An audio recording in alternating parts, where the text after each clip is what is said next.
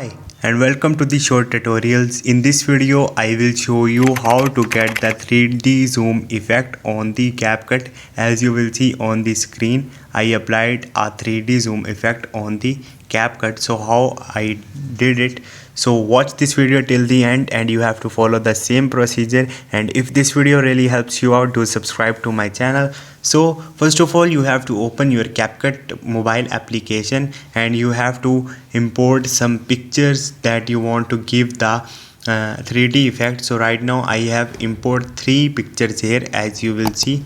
So once you will export three or more pictures according to your choice on the CapCut, you have to select pictures one by one and you will see style option here. Click on the style option and here you will see 3D zoom effect. So simply you have to click on this 3D zoom one by one on all the pictures. As you will see, it's generating, and once you will do it, you will see this type of the effect on the background.